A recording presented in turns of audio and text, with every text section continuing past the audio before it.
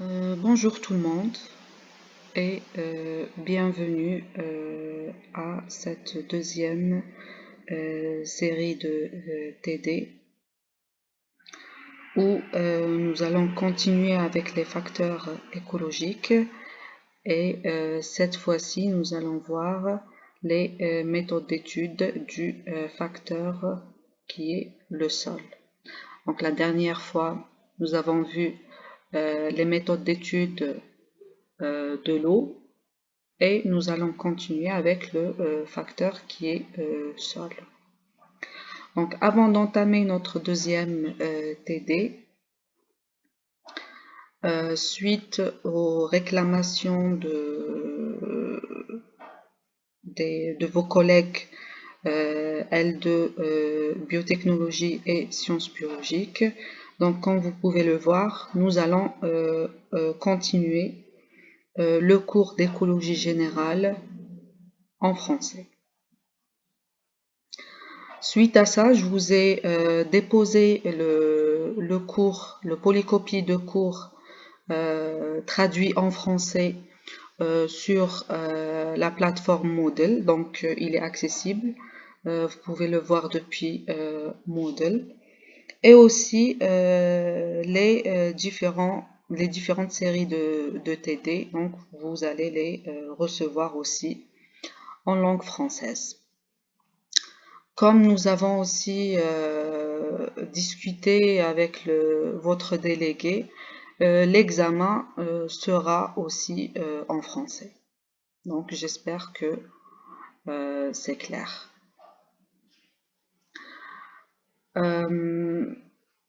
Voilà, donc pour cette partie, nous allons voir les différents types de sols et les analyses ou la méthodologie d'analyse du sol. Donc le sol ici, on peut aussi prononcer le mot de lithosphère ou bien pédosphère. Donc c'est une partie, c'est la partie superficielle de la lithosphère qui est appelée aussi la pédosphère et qui comprend les matériaux minéraux, la matière organique, l'eau, l'air et les organismes vivants bien sûr. Donc c'est une partie, le sol est une partie du biotope qui est constituée par un mélange variable de matière minérale. Donc quand on parle de matière minérale, bien sûr, c'est la physico-chimie du sol et bien sûr la matière organique morte ou bien vivante. Donc vivante, c'est la biocénose, tous les organismes vivants, et la matière organique morte ou bien en décomposition. Bien sûr, les branches d'études qui sont liées au sol, on trouve l'hydrologie. Donc pourquoi l'hydrologie? Parce que cette science est étroitement liée avec le sol. Donc elle joue un rôle très important dans le cycle de l'eau. Donc l'eau, par exemple, il tombe, comme nous avons eu les précipitations de ces derniers jours. Donc ces précipitations vont s'infiltrer dans le sol où elles seront bien sûr stockées dans la porosité du sol. Donc les précipitations, ils vont être stockées dans les pores ou bien la porosité du sol et les couches, bien sûr, vont être stockées dans les couches souterraines du sol. Et bien sûr, l'eau qui est stockée, elle peut être utilisée par les plantes pour leur croissement.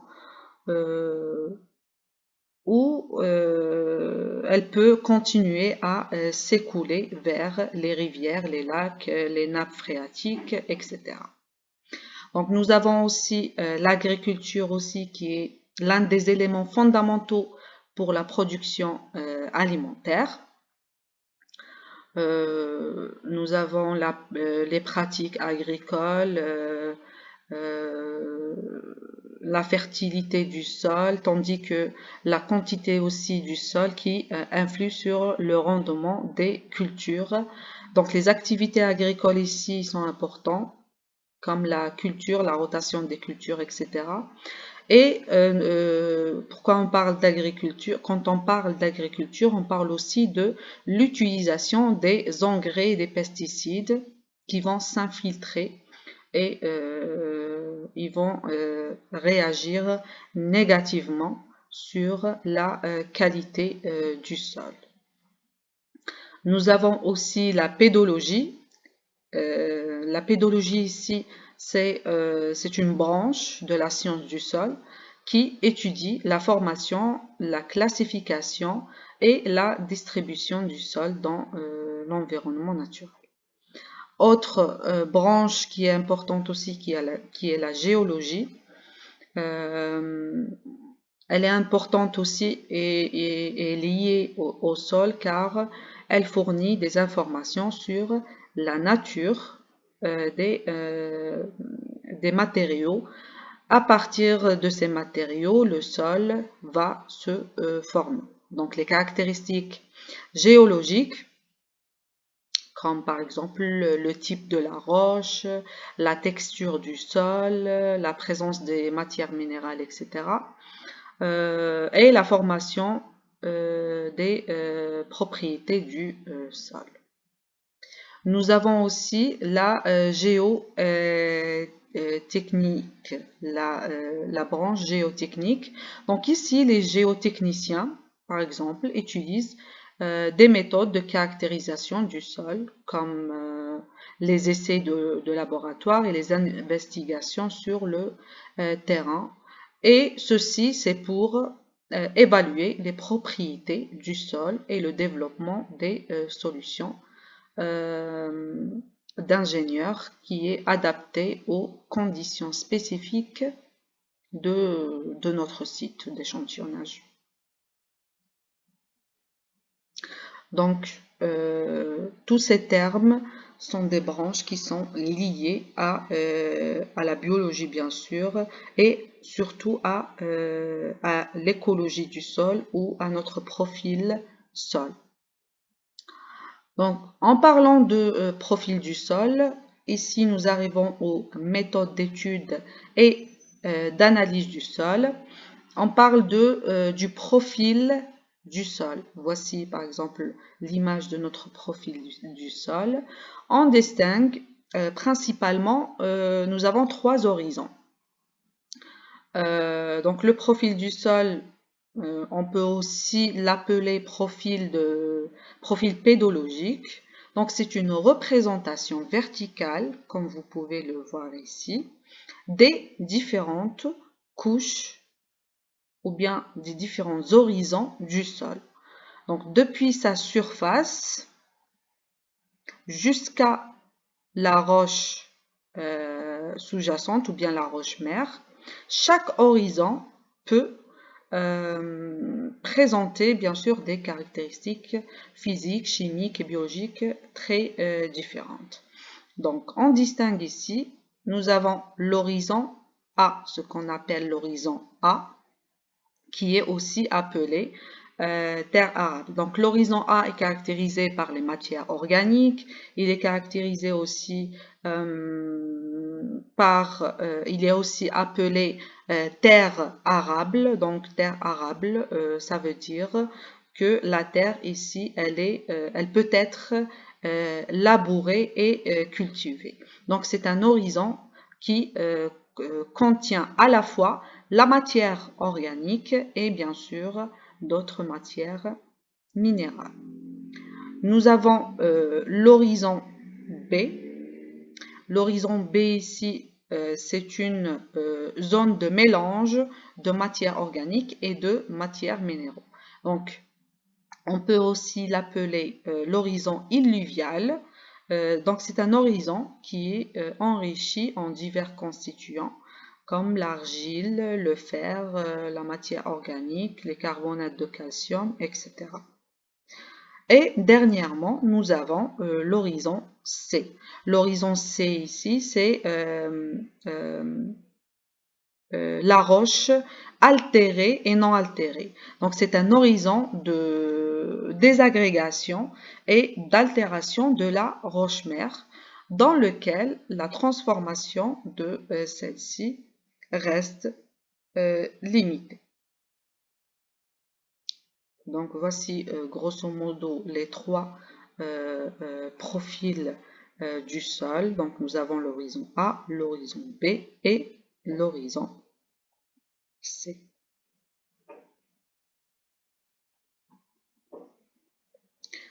Ceci nous conduit dans les caractéristiques du sol et de son fonctionnement. Donc les différentes caractéristiques du sol, nous avons premièrement la profondeur du sol, comme on peut le voir ici par quand on mesure la profondeur du sol, on peut voir les différentes couches qu'il contient. Et nous pouvons aussi voir si notre sol il est profond ou bien peu profond. Nous avons aussi, comme deuxième caractéristique, les limites entre les horizons. Donc ici, les zones où les différentes couches ou les différents horizons du sol se rencontrent, ces limites peuvent être marquées par des changements brusques dans la texture, la couleur, la structure ou bien la décomposition chimique du sol. Donc, comme on peut le voir ici, on peut distinguer facilement les deux couches, par exemple, par leur couleur.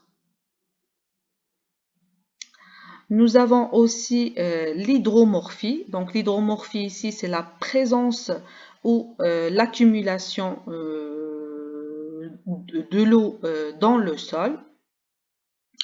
Il est souvent bien sûr influencé par le niveau de la nappe phréatique ou bien par les conditions de drainage. Nous avons aussi la compacité du sol. Donc, par la mesure de la compacité, on peut voir la densité et l'homogénéité du sol qui peuvent être influencés par exemple, le processus de piétinement, de labourage ou bien la présence d'équipements lourds. Donc quand il y a une présence d'équipements lourds, on peut distinguer ou bien on peut expliquer que notre sol est bien compact. Et bien sûr, la compacité ici excessive de notre sol, elle peut affecter la perméabilité et la structure du sol. Nous avons aussi la porosité des espaces vides, comme on peut le voir sur cette figure. Donc,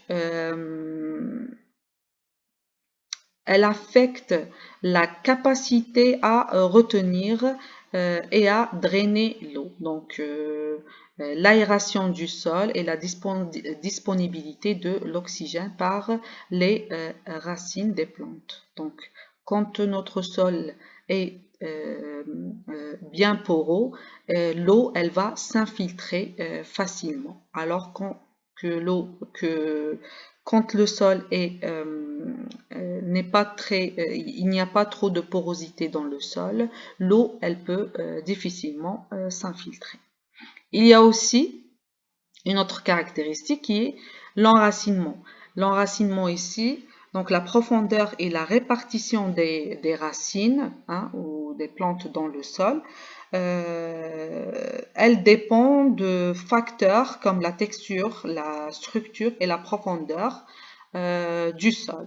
Donc, ainsi que les besoins spécifiques de chaque espèce végétale. Donc, il y a des espèces végétales où l'enracinement il peut atteindre des profondeurs euh, euh, très larges, ou bien l'enracinement il est très profond, ou bien il y a d'autres plantes où leur enracinement n'est que superficiel, donc il ne dépasse pas euh, de très grande profondeur.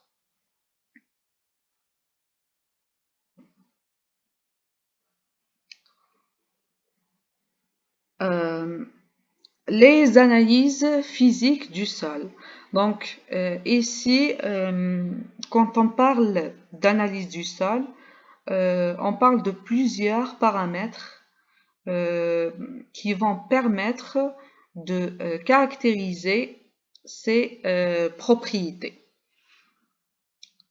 Donc, quand on parle de propriétés ici, nous avons les propriétés physiques et aussi le comportement. Donc, ici, nous avons la texture du sol.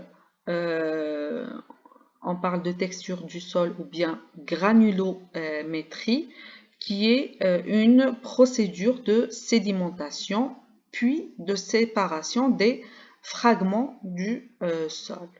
Donc, l'analyse de la texture du sol, elle détermine la proportion relative des différentes tailles des particules qui sont présentes dans le sol, donc comme le sable, le limon, l'argile, etc. Donc, elle est souvent réalisée à l'aide de la méthode de la pipette ou de la méthode de sédimentation. Donc, après avoir procédé à cette méthode de sédimentation, nous allons voir les différentes textures de notre sol. Par exemple, le sol s'il est argileux, s'il est limoneux, s'il est sableux. Et bien sûr, nous allons le caractériser par plusieurs degrés, comme vous pouvez le voir sur cette pyramide. Et ces pourcentages vont nous indiquer sur la nature de notre sol.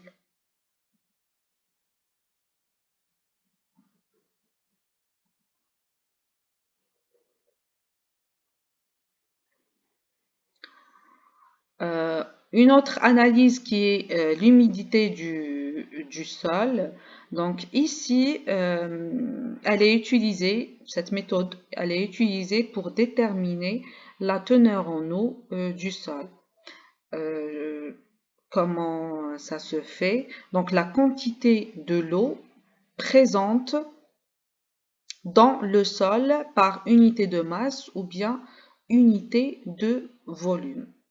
Donc, nous allons procéder à cette méthode, bien sûr, par séchage. Donc, nous allons mettre notre sol, l'échantillon du sol dans un four et après, nous allons le mettre à une température de 105 degrés. Et après ça, nous allons peser ou bien nous allons calculer la masse ou bien le volume de notre sol. Euh, Après, donc nous allons peser l'échantillon du sol avant de le mettre au four, qui s'appelle le four à moufle.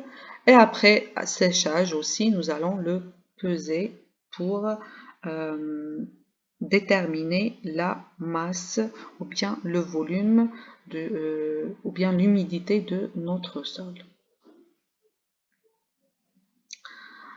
Je m'explique encore plus sur l'humidité de notre sol. Donc, les principales étapes. La première étape, c'est le prélèvement de l'échantillon. Hein. On va prélever un échantillon du sol, puis on va bien sûr le transporter au laboratoire et le préparer pour analyse. Euh,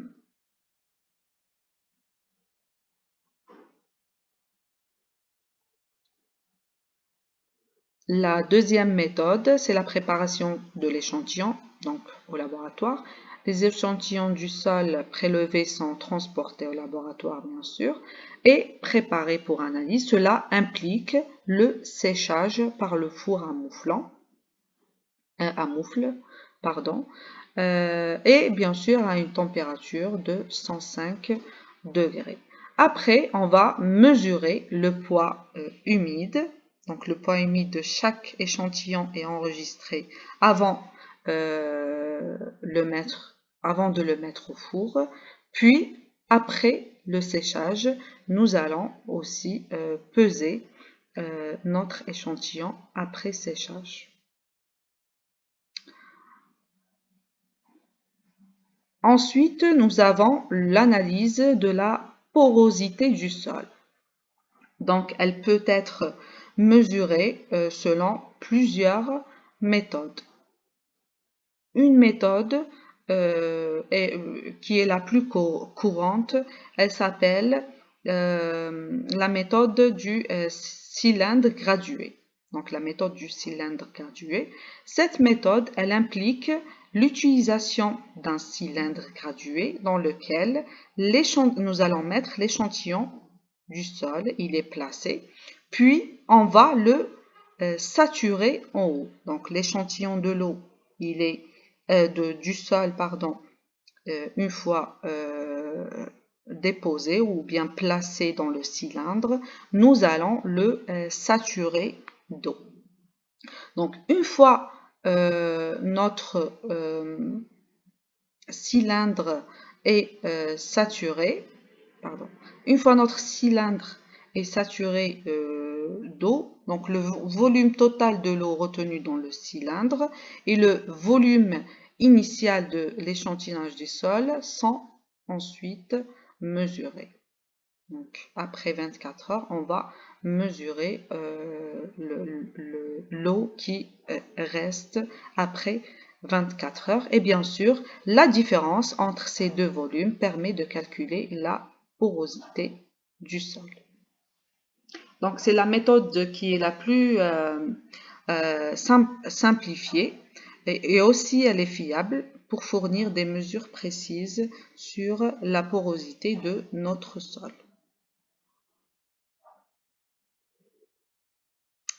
Pour l'analyse chimique, donc comme l'eau, nous avons vu dans notre TD précédent que il y a plusieurs paramètres physico-chimiques de l'eau qui peuvent être mesurés. Le sol aussi implique la détermination des composantes chimiques qui sont présents dans le sol, comme par exemple les nutriments, les éléments traces, les contaminants, etc. Donc, cette analyse est réalisée au laboratoire par l'aide, bien sûr, de diverses méthodes et instruments. Donc, les principaux composants chimiques du sol sont examinés lors de cette analyse qui comprennent par exemple, on peut prélever le pH du sol, la matière organique, les éléments aussi nutritifs comme l'azote, le phosphore, le potassium.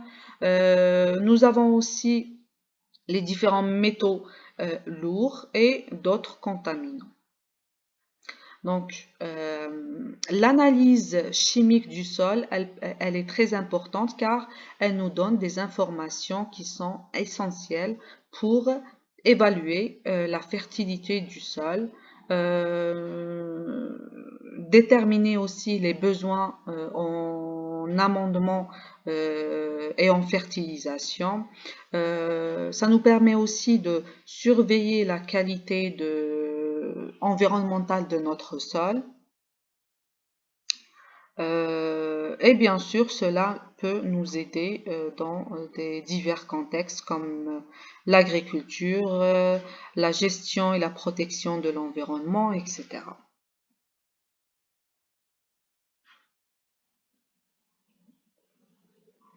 Donc, après l'analyse physico-chimique, nous avons aussi l'analyse de la biomasse microbienne.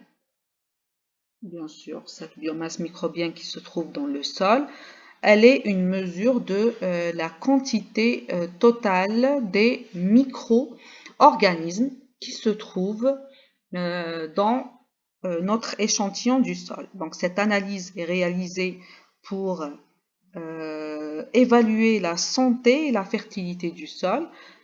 Pourquoi? Parce que les micro-organismes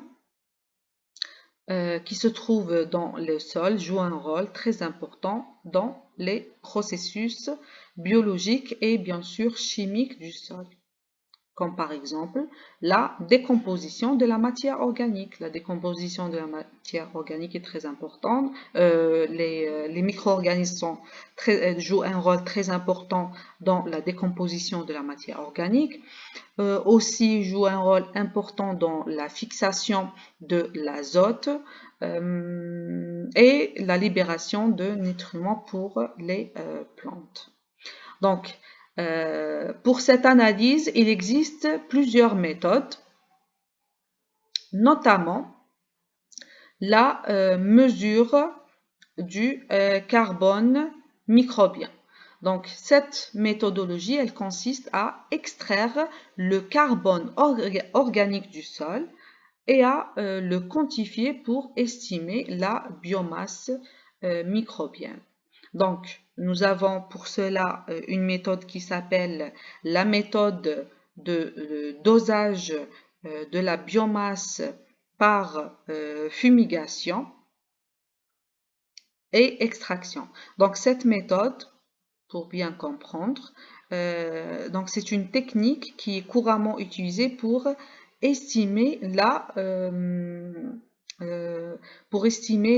biomasse, voilà, la biomasse microbienne dans notre sol. Donc, la première étape, c'est la fumigation, c'est-à-dire notre échantillon du sol est fumigé par un gaz. Nous avons un gaz ici. Donc, cette fumigation, une fois, ou bien le sol, notre sol, une fois exposé à cette chaleur, va nous tuer tous les micro-organismes présents dans le sol.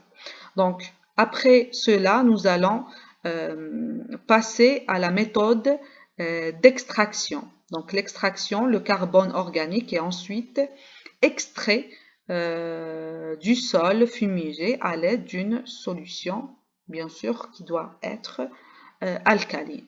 Donc, ensuite, le carbone extrait, nous avons ici les grammes de carbone extrait, est ensuite dosé à l'aide d'une méthode appropriée, comme par exemple la méthodologie de spectrophotométrie ou bien la chromatographie.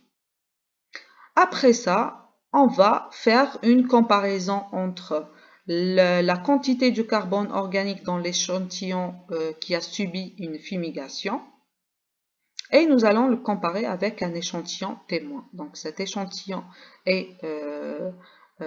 a eu une fumigation et bien sûr il faut toujours avoir un échantillon non fumigé ou bien un échantillon témoin. Et bien sûr la différence entre les deux quantités est utilisée pour calculer l'estimation ou bien estimer la biomasse microbienne qui est présente dans notre échantillon du sol. Donc, fumigation, ça veut dire détruire les cellules des micro-organismes présents et d'en libérer le carbone, bien sûr par l'effet de gaz ou bien de chaleur.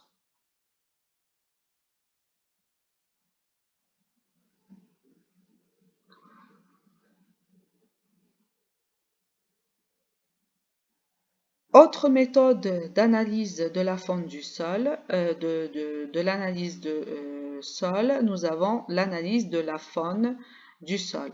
Donc, comme nous avons dit dans notre cours la dernière fois, le sol comme l'eau, comme l'air, etc., c'est un système, c'est un écosystème qui contient plusieurs êtres vivants. Donc l'analyse de la faune du sol est l'une des méthodes qui est utilisée pour étudier la diversité des organismes vivants dans le sol. Donc, pour les différentes classifications de la faune du sol, donc elle est basée sur la taille qui permettent de distinguer les différents groupes de la faune du sol en fonction bien sûr de leur taille. Donc nous avons la microfaune. La microfaune ici, ce sont des organismes de petite taille qui sont généralement inférieurs à 0,2 mm.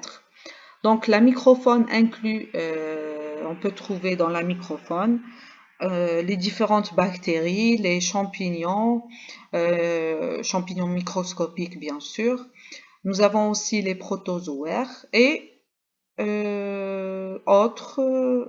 d'autres micro-organismes qui jouent bien sûr un rôle important dans la composition de la matière organique. Nous avons aussi la mésofaune. Donc la mésofaune ici, comme vous pouvez le voir, elle se compose d'organismes de taille moyenne. Donc quand on dit taille moyenne, donc il varie de 0,2 à 2 mm. Donc elle comprend les organismes comme les collemboles, les acariens aussi.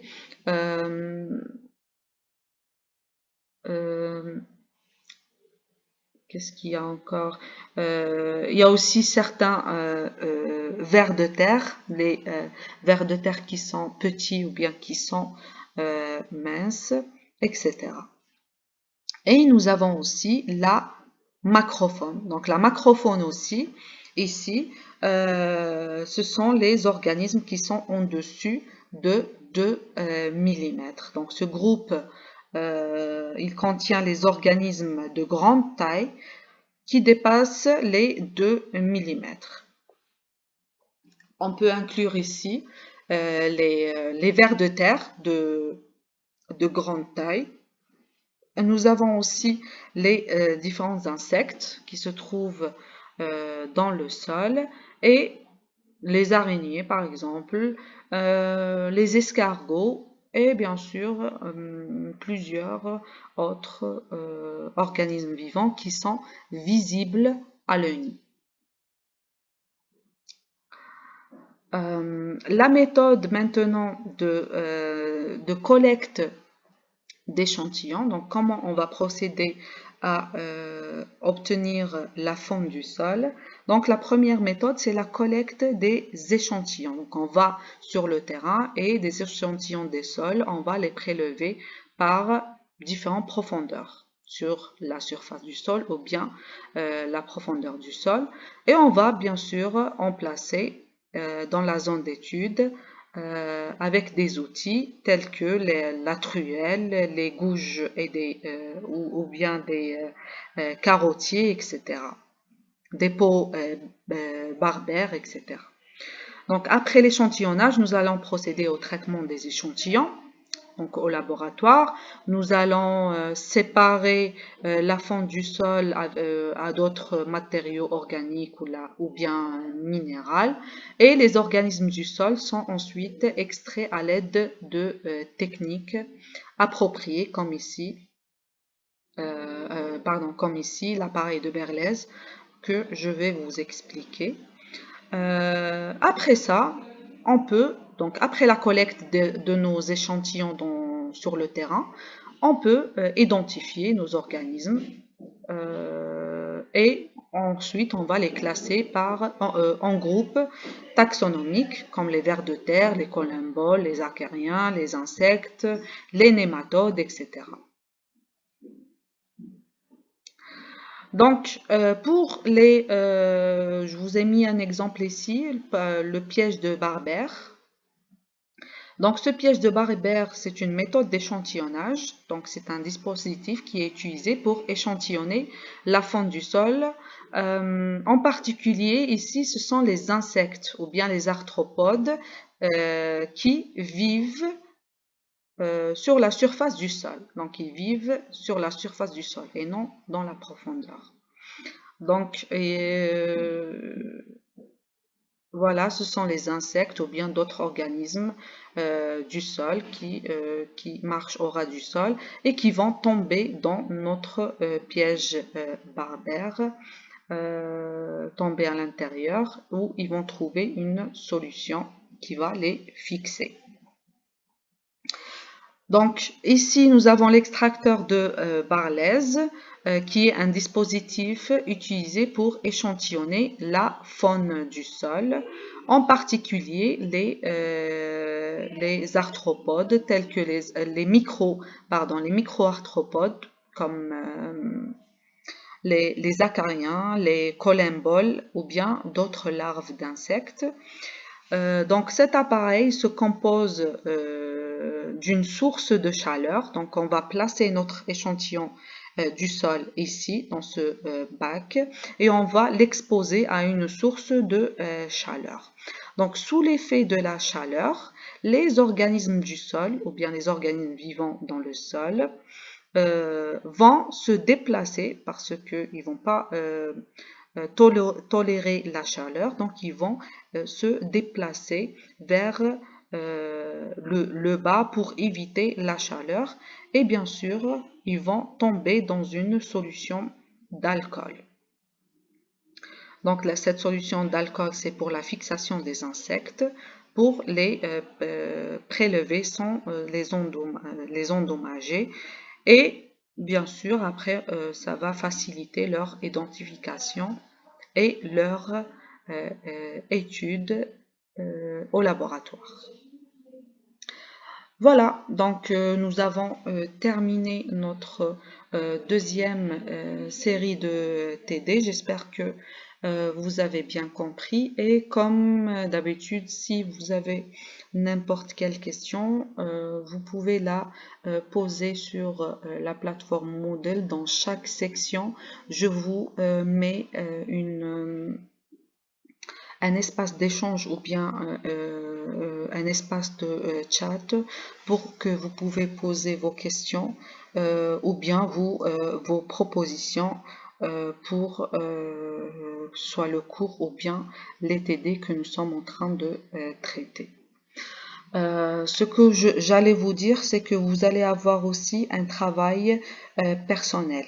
Je vais vous mettre sur la plateforme Moodle, ce sera des exposés, probablement une interrogation par la suite, mais nous allons commencer par les exposés. Il est très important aussi de faire les exposés en groupe parce que vous êtes très nombreux, donc je préfère que vous fassiez vos exposés en groupe. Je vais vous mettre le détail du travail personnel sur la plateforme Moodle. Et j'espère vous voir ou bien vous rencontrer la prochaine séance. Merci beaucoup pour votre écoute et bon courage.